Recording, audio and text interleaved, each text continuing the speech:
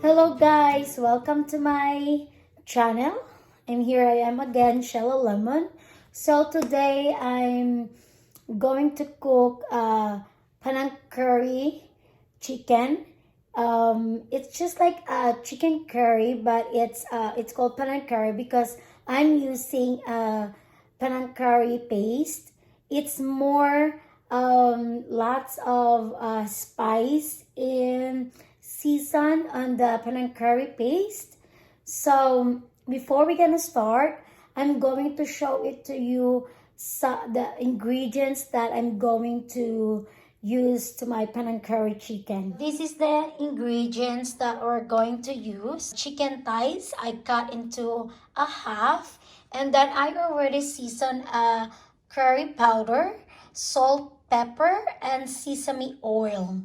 And then of course we're using carrots, two big carrots that I'm going to use, and four potatoes, and bell pepper, assorted color, and the big whole onions, and of course the Panang Curry paste, like 1 tablespoon and a half, because it depends that you want it. If you want kind of spicy, you could add more. If you don't like a really spicy, because this is a spicy, guys, so you could add like half tablespoon, and 1 tablespoon of garlic, and I'm gonna add later a 1 cup of water, and I'm gonna use pork liver to add the taste.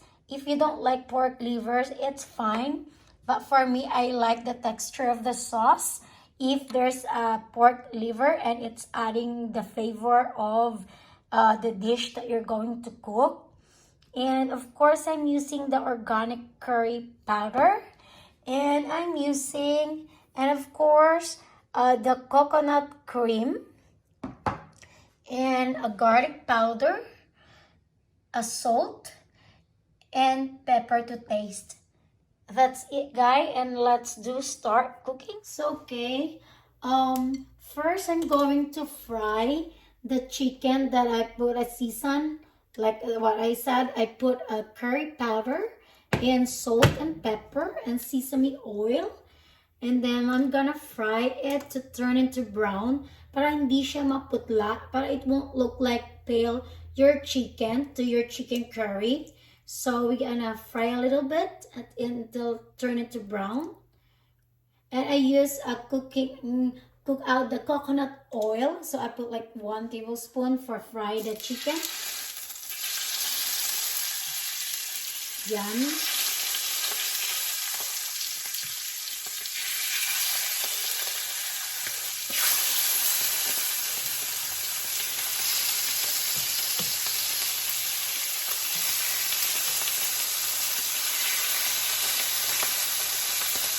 Ayan, hintayin lang natin siya mag-brown.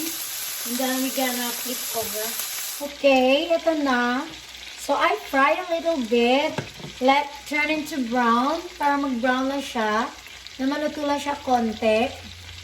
And then pwede na to.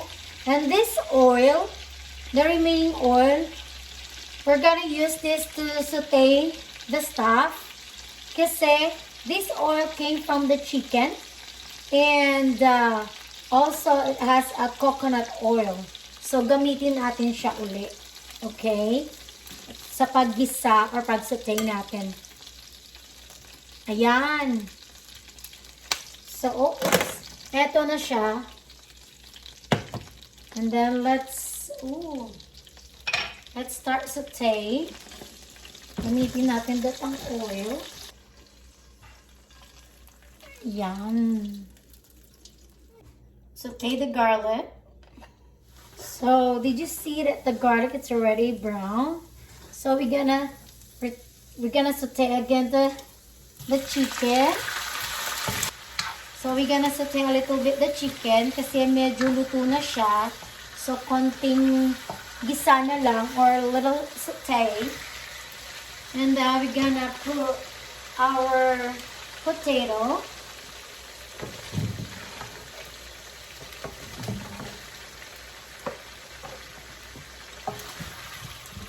Ayan.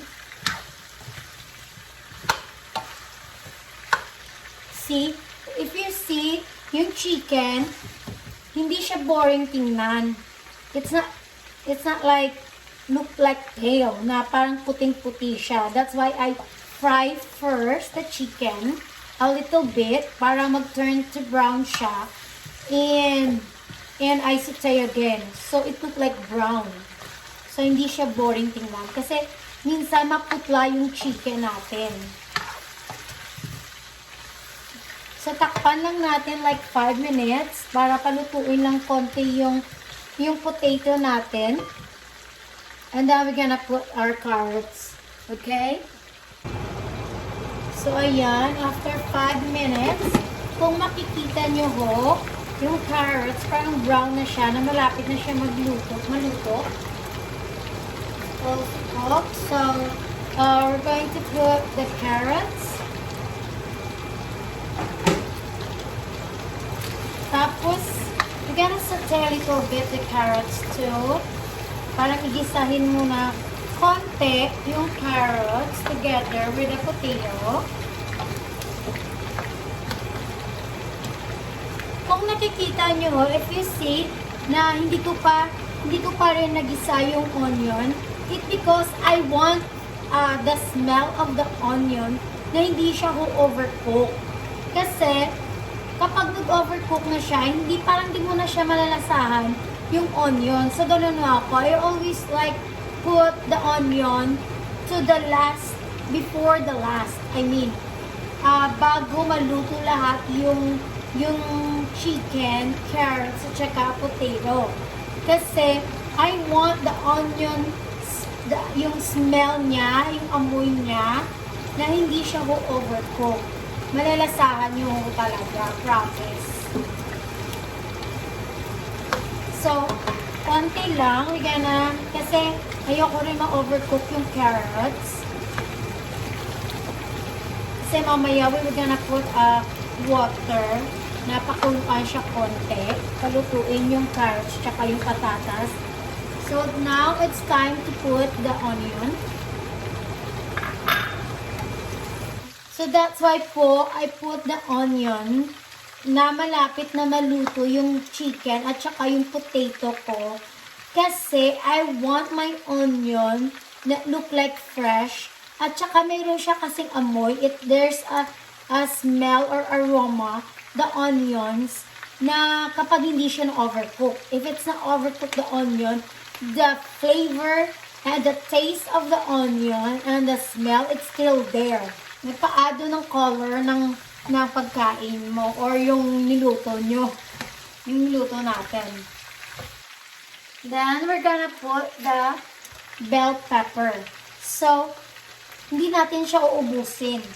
We're gonna leave like a half to para mamaya kung malapit na siya maluto. If it's like close to cook the everything. Tapos, we're going to put yung natira.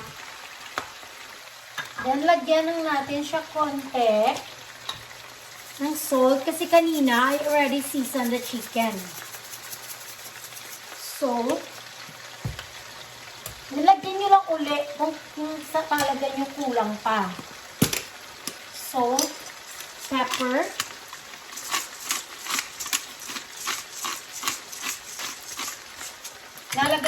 Lalagay tayo ulit mamaya pag mayroon na siyang sauce. Garlic powder. At saka yung curry powder natin. A little bit. Like a teaspoon. Kasi we were gonna use a Panang Curry.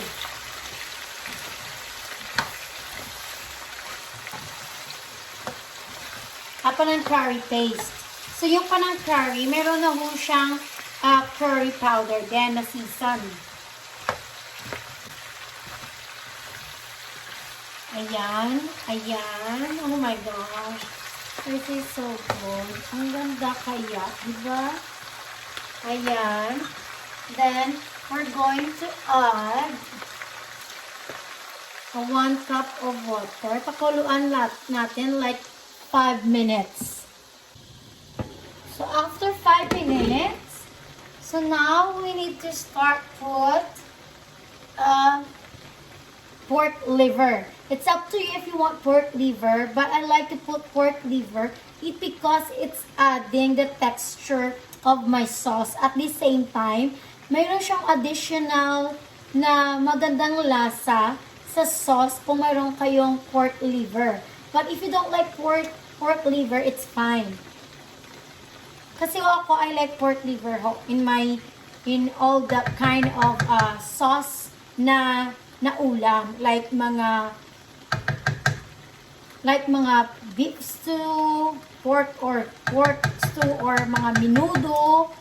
I really put pork liver to add texture to the sauce. Ayan, mabibili nyo lang ito sa Asian store. You will see later. Ayoko ng masabaw, mas gusto kong sauce talaga na malapot. So, nagpapadagdag siya ng lapot ng sauce, yung pork liver. At the same time, nagpapalasa rin po siya sa sauce. Okay? And then, after that, we're going to put the Panang Curry paste. I'm so sorry, I don't have that kind of this, but you could buy a Panang Curry paste. It's look like the same of the pork liver can. We're gonna put like a 1 tablespoon. Ayoko ilagay lahat kasi baka super spicy siya. So this is already spicy. The Panang Curry paste, it's spicy. Marami siyang season. Marami siyang mga spice sa Panang Curry paste. And then at the same time, it's so spicy. So you need to be careful if you're gonna put a Panang Curry paste. Ayan. Let's put yung 1 big coconut cream that you could buy also at the Asian store. And then earlier po, I did not show it to you to my ingredient, but I'm going to use a chicken cube. 2 cubes of chicken Nor cube. You could buy in a Hispanic area, either at the Asian store or at the Walmart. And then takpan lang natin like 3 minutes. And then, we will try kung anong i-add natin. Like salt, pepper, or garlic powder. First, we're gonna try the sauce. Para malaman natin if we need salt or pepper.